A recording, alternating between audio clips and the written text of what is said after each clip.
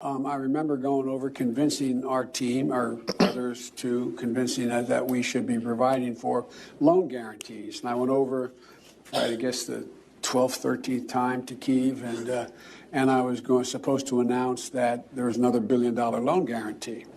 And I had gotten a commitment from Poroshenko and from Yatsenyuk that they would take action against the state prosecutor, and they didn't. So they said they were walking out to press conference. I said, no, I said, I'm not going to, or we're not going to give you the $1 billion. They said, you have no authority. You're not the president. The president said. I said, call him. I said, I'm telling you, you're not getting the $1 billion. I said, you're not getting the $1 billion. I'm going to be leaving here. And I think it was, 6 hours? I said, I'm leaving in 6 hours. If the prosecutor's not fired, you're not getting the money. Well, son of a bitch.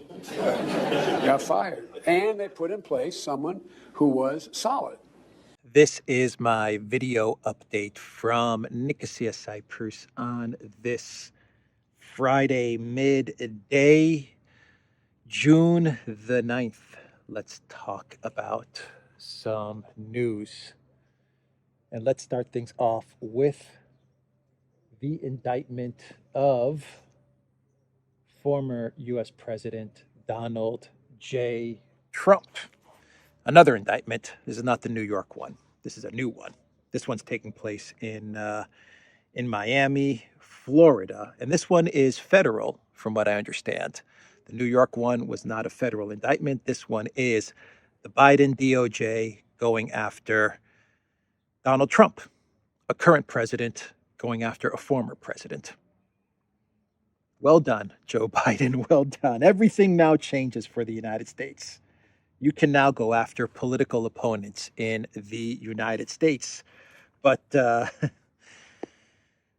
oh man, but this indictment has to do with Trump taking classified documents from the White House to Mar-a-Lago.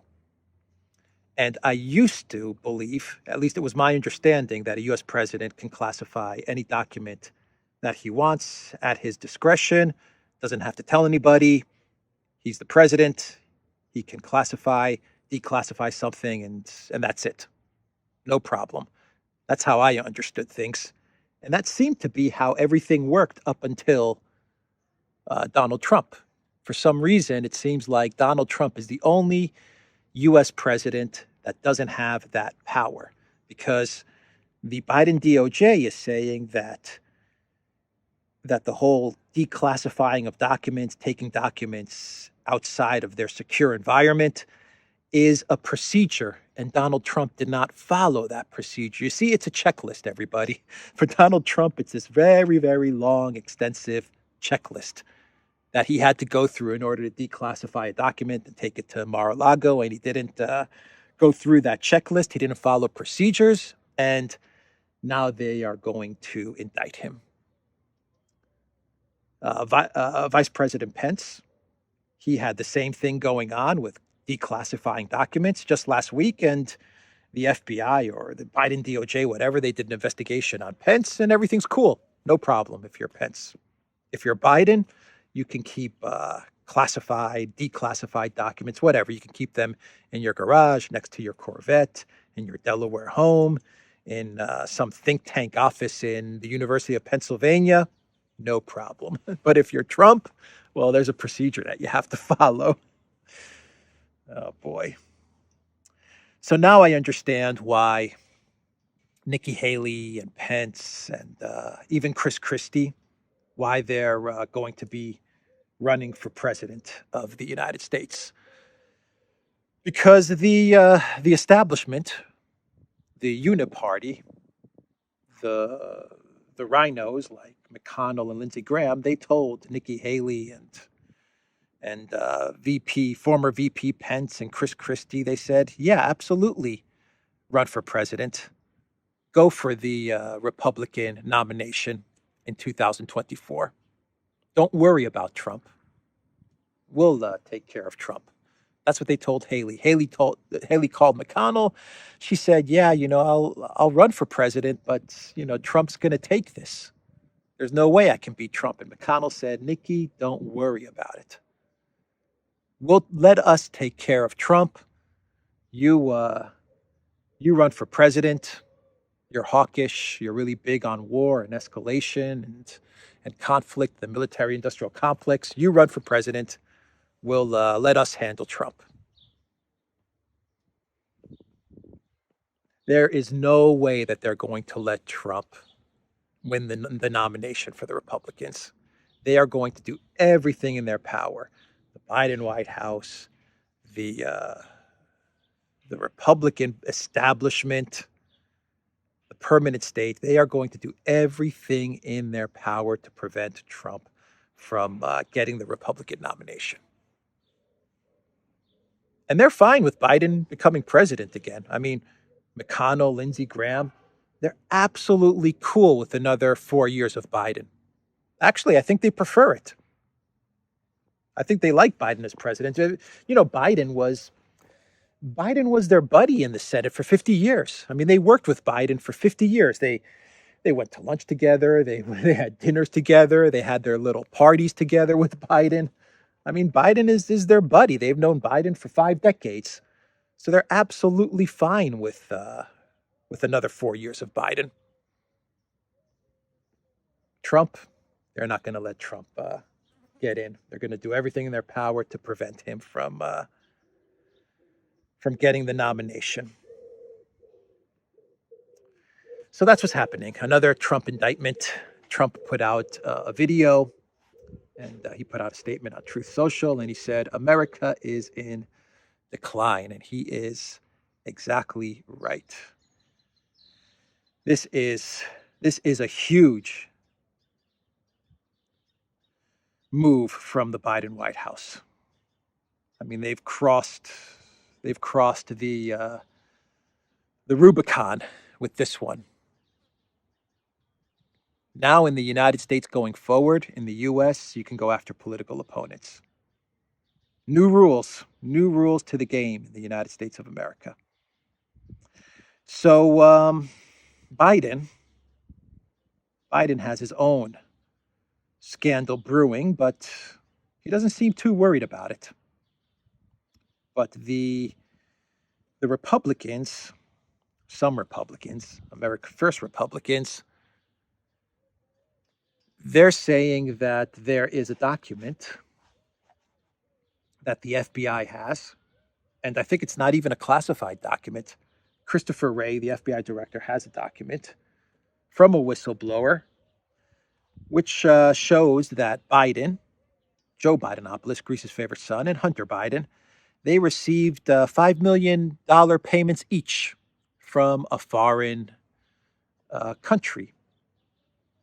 And this payment was made by Ukraine, by an executive in Burisma. Allegedly, this payment was made by an executive in Burisma. $5 million to Bidenopoulos, allegedly, and $5 million to Hunter Biden.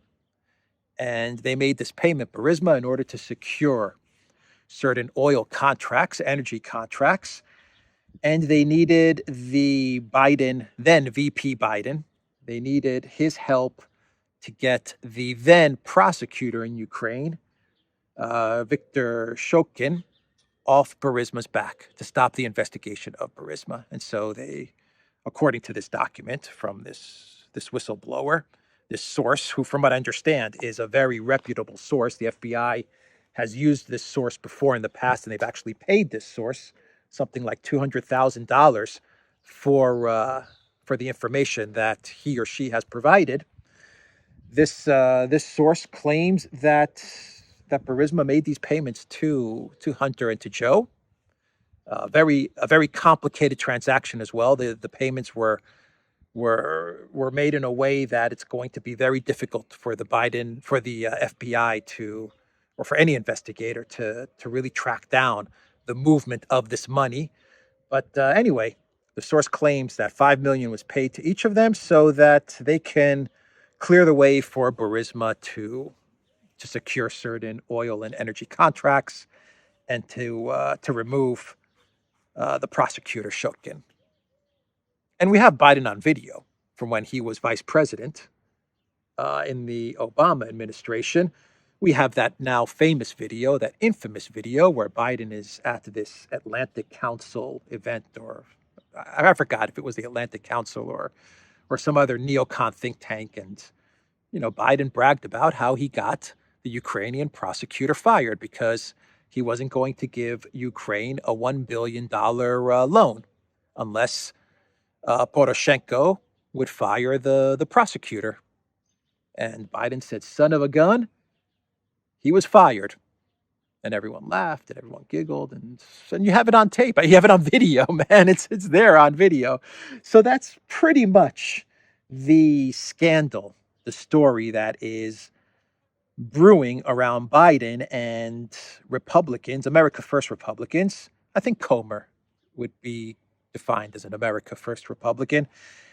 He is saying that he's going to hold Christopher Wray in contempt because Wray refuses to hand over this document to Congress.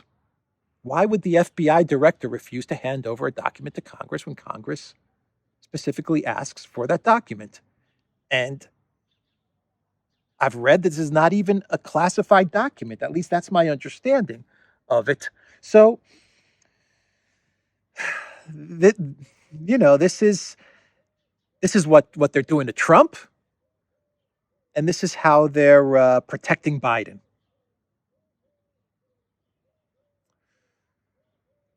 Ukraine, Burisma, all roads lead to Ukraine. Understand why Biden is so committed to Ukraine. This is why. He has been involved in Ukraine for many, many years. And not only Biden, Lindsey Graham, John McCain, Pelosi, all of them are, Clinton, all of them have some sort of connection to Ukraine or some sort of business with Ukraine.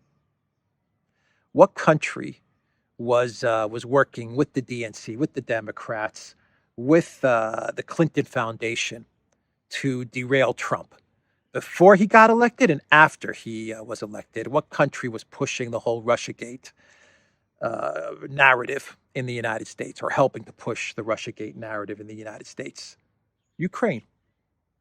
Ukraine, the country that was the first or second biggest donor to the Clinton Foundation. Ukraine was pushing, was helping the permanent state and the Democrats push the Russiagate narrative. The Ukraine embassy in Washington, D.C. was working with the establishment to derail Trump's presidency. It always comes back down to Ukraine. And that is why the Biden White House is so bogged down in Ukraine and so committed to Ukraine. Byron Donalds, I believe he's a House representative. I don't know which state. Florida. Byron Donalds is Florida. He's an America First guy. He tweeted this: on the day members of Congress learned from an FBI document linking then VP Joe Biden to receiving $5 million from Burisma in a pay-for-play scheme, Biden's DOJ announces another phony indictment of the leading candidate for the GOP presidential nomination, Biden's likely opponent and the former POTUS. The mob-like justice system is turning Lady Justice on its head and is the most significant threat to our democracy. Stand with President Trump. Exactly. That is exactly right. The same day that Congress gets more information, or tries to get information from the FBI on this document, linking Biden to Burisma payments and Hunter Biden to Burisma payments, you get a Biden White House DOJ indictment of Trump. A Burisma executive told the FBI source that Burisma had to pay the Bidens because Viktor Shokin, a Ukrainian prosecutor, was investigating Burisma. Shokin was the prosecutor that Biden publicly bragged about getting fired. The $5 million payment was a retainer, according to the source. The Burisma executive allegedly paid the Bidens through so many different bank accounts that it would take investigators 10 years to unravel. The FBI source is a regular, reliable source and has been paid $200,000 by the Bureau. Since we're on the subject of Ukraine and Biden and the United States bogged down in Ukraine and the Biden White House bogged down in Ukraine, Politico ran an article yesterday with the title, White House Anxiously Watches Ukraine's Counteroffensive, Seeing the War and Biden's Reputation at Stake. Senior U.S. officials are convinced that future support for the Ukraine war and President Joe Biden's global reputation hinges on the success of Ukraine's counteroffensive. So the Biden White House is very, very concerned about this counteroffensive that has been launched by the Ukraine military, even though the Ukraine military and the Zelensky regime refused to announce that the counteroffensive has indeed been launched. Politico is saying that it has been launched. Politico is saying that the Biden White House knows that the counteroffensive has started, and they are very, very concerned because things are going very, very badly for the Ukraine military with this big counteroffensive. Further down in the article, Politico writes, a successful Ukrainian counteroffensive would be another foreign policy win Biden can tout, but the administration will still face pressure to address questions Europeans and Ukrainians want answered. Will the U.S. offer security guarantees for Kiev, the imminent deliveries of F-16 fighters, and a concrete path to Ukraine's membership in NATO? Another Biden foreign policy success that he can tout, like what? Like Afghanistan? What foreign policy success is Politico talking about from the Biden White House? The destruction of Ukraine, the deindustrialization of Europe, of Germany, the ramp up to conflict with China. What are these foreign policy successes that they're talking about with the Biden White House? And after a year and a half of this conflict, we're back to where we started, which is Ukraine getting into NATO. That's the reason the world is in this mess. That's the reason the Biden White House is bogged down in Ukraine. And here we are again talking about Ukraine getting into NATO. Or if they can't get into NATO, providing Ukraine with security guarantees, whatever that means. What are they talking about when they mention the words security guarantees? That's the plan now. If we can't get Ukraine into NATO, then security guarantees. All Zelensky had to do a year and a half ago, all he had to do was say, we are going to remain neutral. We're not going to get into NATO. Yes, Ukraine has the sovereign right to join any military alliance it wants. Every country in the world can join any military alliance it wants. But your decisions carry consequences, and your neighbors also have a sovereign right to protect their interests. But here we are again, Ukraine back into NATO. And if we can't get them into NATO, then we're going to cook up some security guarantees. Macron, Schultz, and walk on the wild side, Duda, the president of Poland, they're going to be meeting in France, I believe, on June 12th to talk about security guarantees, to hammer out some sort of plan to offer Ukraine with security guarantees. What does that mean? Shouldn't Schultz, Duda, and Macron, shouldn't they tell their people, their citizens, what the security guarantees mean? Are they going to be signing a bilateral agreement with Ukraine, which states what? That if you're at war, we're at war? Isn't that how world wars start? Isn't that how we had World War I and World War II? Is that the plan? Is Germany going to sign an agreement with Ukraine, providing Ukraine with security guarantees, and Germany gets involved if those security guarantees are threatened or breached? Then Germany is committed via this agreement to enter into conflict? I mean, do Germans want that? Are German citizens up for that? Are French citizens up for that? Or maybe Polish citizens are ready for that. Maybe that is what they want. Maybe they want to confront Russia. A lot of Russophobia. Maybe they're thirsty to go up against Russia and to go after Putin. But they're talking about security guarantees. If we can't get NATO, we have to get security guarantees. They're walking us towards a world war. Maybe they're running us towards a world war. Politico also talked about Biden's other challenges with China and Taiwan and a conflict brewing there. They talked about Saudi Arabia and challenges with Saudi Arabia. Basically, that MBS hates Biden and that Biden hates MBS. And when Saudi Arabia, when they cut oil production like a year ago, according to the Washington Post and the Discord leaks, MBS actually told the Biden White House, if you screw with us, well, I'm going to screw with you back. That's pretty much what MBS told the Biden White House. That's being revealed in the Discord leaks. Anyway, Blinken's going to be traveling, from what I understand, he's going to be traveling to Saudi Arabia, and then he's going to be traveling to China next week. So Blinken's going to engage in diplomacy, and that's going to turn into a disaster because Blinken is a disaster when it comes to diplomacy. But he's going to go to Saudi Arabia, he's going to go to China, and let's see what happens. Politico also talks about India and how India is now posing a challenge to the United States of America. India is a pain in the neck now for the Biden White House because India takes a neutral stance, and the Biden White House doesn't like it. And India announced the other day that they're not going to invite Zelensky to the G20 summit, which is going to take place in India in September. And India, they came out with a statement, the Indian Foreign Ministry. They said, in our opinion, the G20 is attended by the G20 member states and the countries and organizations that we invited.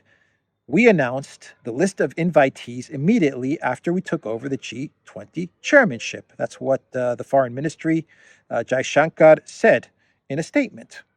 Ukraine is not a G20 country.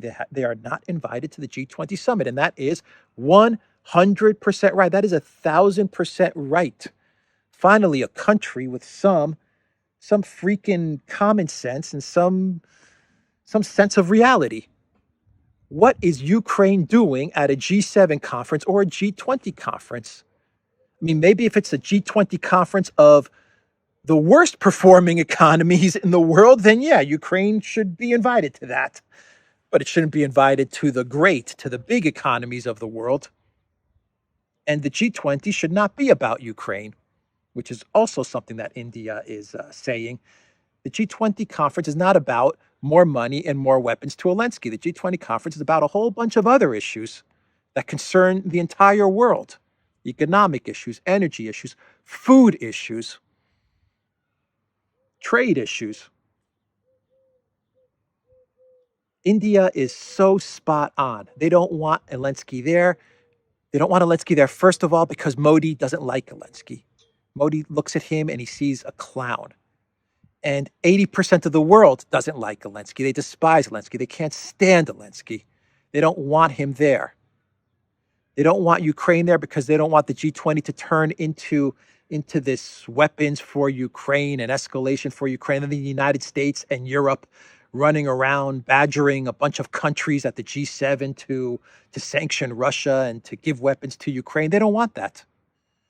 India doesn't want that. Brazil doesn't want that. All the countries that are going to be attending the G20 that are not part of the G7, they don't want to deal with Zelensky. They don't want to see him there. They don't want to deal with Ukraine. They don't want to deal with escalation for Ukraine, weapons to Ukraine, money to Ukraine. India is spot on. They are absolutely spot on with this one. Zelensky's not going to be happy about this, but oh well. Tough luck, Zelensky. So CNN, they ran an article yesterday with the title, Ukrainian forces suffer stiff resistance and losses in assault on Russian lines. And according to CNN, Ukrainian forces have suffered losses in heavy equipment and soldiers as they met greater than expected resistance from Russian forces in their first attempt to breach Russian lines in the east of the country in recent days, two senior U.S. officials told CNN. One U.S. official described the losses as significant. That is a direct quote, significant. And listen to what CNN says in the paragraph that I just read. Ukrainian forces suffered losses in equipment and soldiers as they met greater than expected resistance. Greater than expected resistance. You know what the collective West was expecting? I'll tell you exactly what the collective West was expecting. They were expecting the Russians to retreat. They were expecting the Russians to give up territory like they gave up territory in Kharkiv and Kherson. That's exactly what they were expecting. They thought the Russians were going to get scared. They were going to panic. The whole media hype about the big counteroffensive, giving over Leopard tanks and Storm Shadow missiles and all of these things. They thought that the Russians were going to say, you know what, let's cede territory, let's give up territory and create new defensive lines. That's what they were expecting. And that's not what they got. That's what the CNN article is saying. So we did have fierce battles in Zaporozhye, in this area. Actually, fierce battles in Bakhmut, Artemovsk, Bakhmut, Avdiivka, all across the front line. But the real concentration of fierce battles is taking place in Zaporozhye, in this area of Orakov, and the Russians repelled the Ukraine forces. There are some reports that Ukraine managed to gain a couple of meters here and there. And I'm not exaggerating when I say a couple of 10, 20, 50, 100 meters here and there. And I don't even think that those are 100% confirmed. The line remains unchanged. The front lines, for the most part, remain unchanged. The only thing that has changed is that Ukraine has suffered heavy losses, like heavy losses in tanks and soldiers. Even Bild, even the German publication Bild, they had to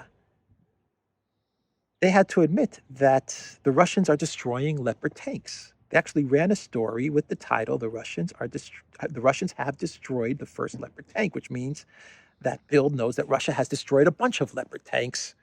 Bild had to acknowledge this. Leopard tanks are being wiped out by the Russian military. I can see Zelensky traveling to Berlin and asking Schultz for more tanks. More tanks. Germany can give Ukraine more tanks. They can give the Ukraine military more Leopards and more money. The very same military that, according to the Washington Post just yesterday, blew up the Nord Stream pipeline under the command of Zaluzhny. Under Zaluzhny's orders and supervision, the Ukraine military blew up German infrastructure, energy infrastructure, and Olaf Scholz has already given Leopard tanks to this country, he's already given money to this country, and pretty soon, Ukraine's going to beg Germany for more money and more weapons to the very military that attacked Germany. Can you say cucked? Can you say Olaf Scholz is 100%? I won't say the word again. I won't say the word again. Unbelievable. Unbelievable. It's bad enough that Poland supports a country that flies this black and red flag and has Bandera street names and Bandera statues. I mean, that's bad. But Germany, my God, the Washington Post basically said that the Ukraine military attacked you. And now your Leopard tanks are being wiped out by the Russian military. And pretty soon you're going to be called up to give, you're going to be ordered to give more tanks and more money and more weapons and fighter jets and whatever to Ukraine. That is what the Biden White House is going to order Germany to do, knowing that this country attacked your energy infrastructure. That is sad, man. That is really, really sad. Let's move on now. Let's continue here. So Bild is admitting that the Russians are destroying German leopards, and Politico is warning the European Union that Austria and I believe it's Slovakia, Austria and Slovakia, they're going to have elections, and the outcome of those elections may spell trouble for the escalation of the conflict in Ukraine. Politico ran an article with the title, "Watch Out, Ukraine. Here Comes the Hungaro-Austrian Empire." Pro-Russian politicians in the vein of Hungary's Viktor Orban are on the rise in Austria and Slovakia. And I just want to let everyone know that Politico has a new term to describe the rise of a sovereigntist view, a sovereigntist government in Austria and Slovakia, and they are calling this Orbanism. Orbanism. This is what Politico said. I'll read you a couple of paragraphs here. Austrian politician Herbert Kickl is pro-Russian, anti-American conspiracy theorist. He's also the odds-on favorite to become his country's next leader and Europe's next big headache. Kickl's far-right Freedom Party has been leading the country's national polls by several points since November, as soaring inflation and a sharp increase in asylum applications fuel discontent with the current government, a coalition between the center-right Austrian People's Party and the Greens, with the other main opposition party, the Social Democrats, plagued by infighting. Kickl's party has the best chance in years to seize power, not to win elections. Nuh-uh. When it's someone they don't approve of, they don't win elections. When they don't approve of these guys, they seize power. You see how they use words? They're going to seize power. They're not going to win free and fair elections. They're going to seize power.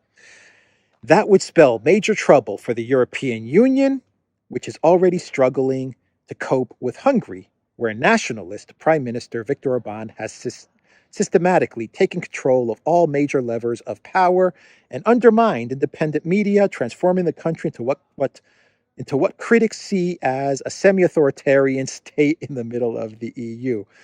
Austria isn't the only country in the region susceptible to Orbanism.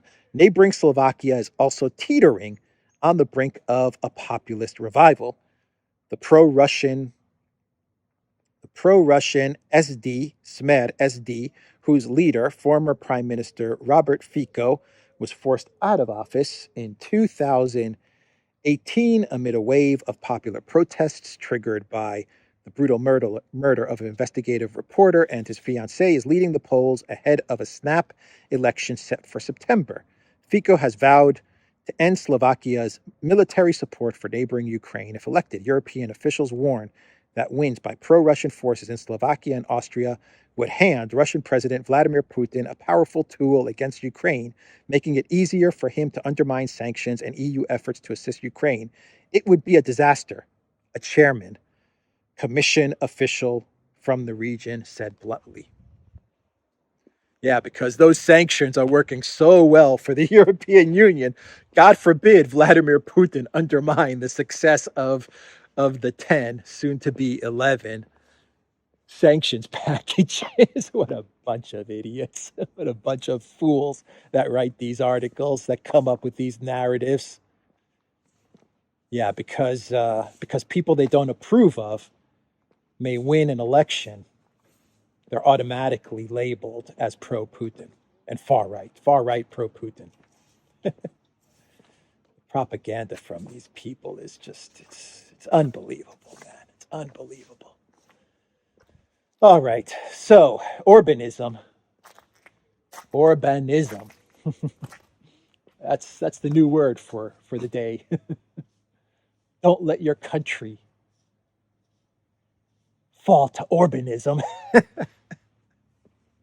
otherwise known as sovereignty and independence and freedom.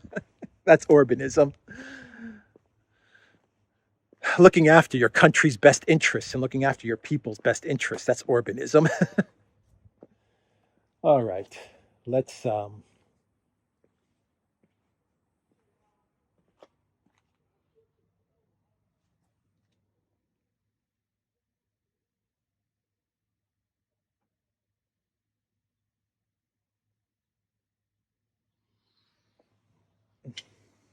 a clown world. Let's do a couple of clown worlds here.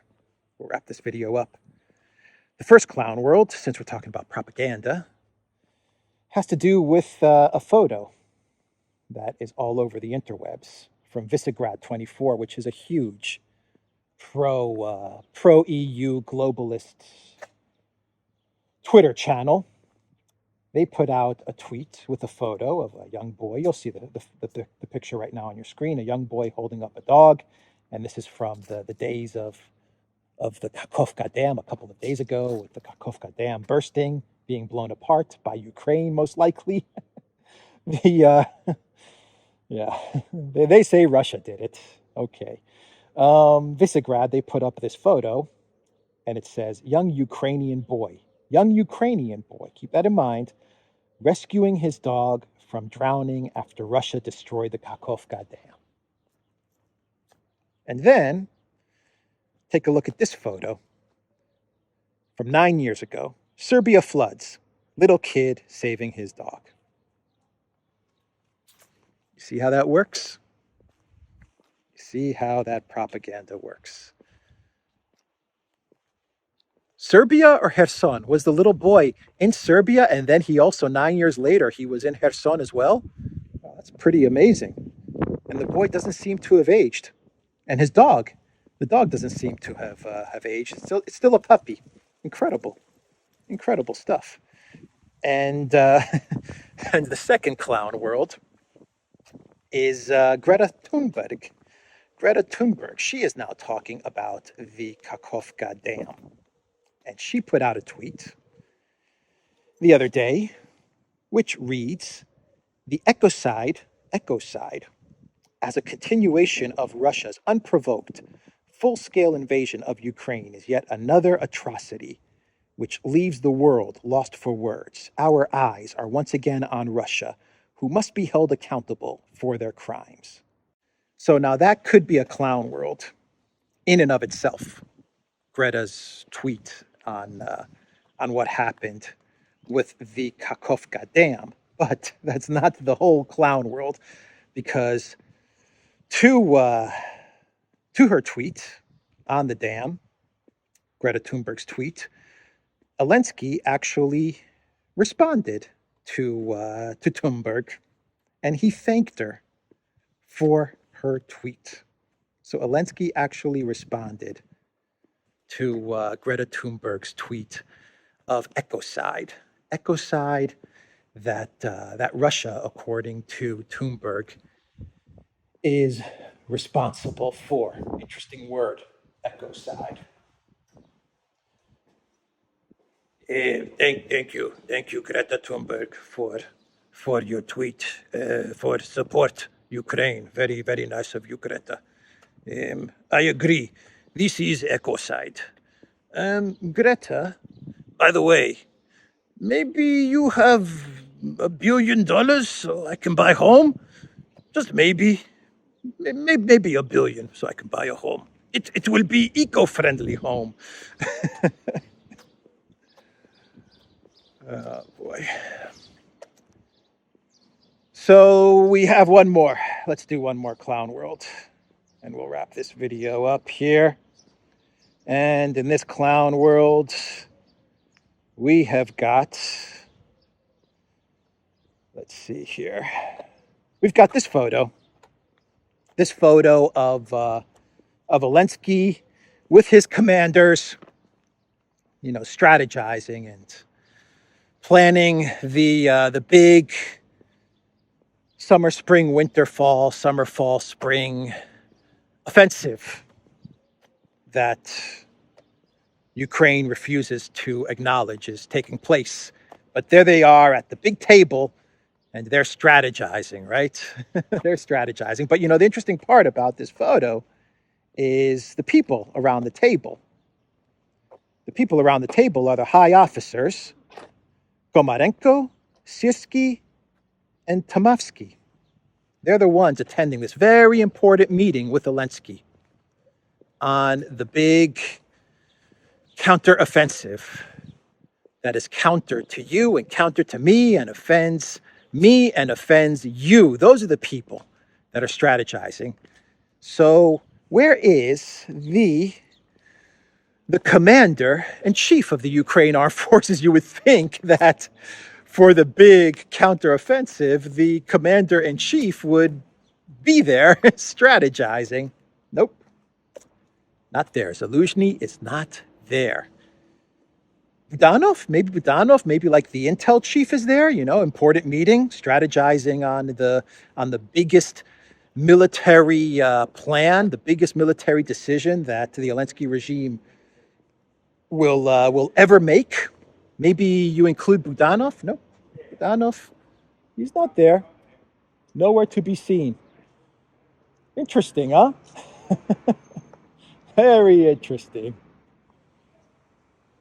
I read a report from a Ukraine Telegram channel, which claims that Zaluzhny is not. He's the commander in chief, but because of disagreements with Zelensky, he's not going to be involved in the big counteroffensive. He's just going to sit this one out. Right? The commander in chief of the armed forces, he's just going to sit this one out. That's how Ukraine's explaining this, and that's how they're explaining this photo. Obviously, what they're doing by putting out this photo, it's deliberate. They're phasing Zaluzhny out. They're getting people accustomed to seeing these other three guys, Sierski and these other three guys, and they're getting people accustomed to life after Zaluzhny. That's why they put out this photo. This is deliberate. Anyway, that's the video, everybody. TheDuran.locals.com. We are on Rumble, Rockfin, Odyssey, BitChute, and Telegram. And go to the Duran shop, 10% off. Use the code. Good day. No reverse gear. No reverse gear. Take care.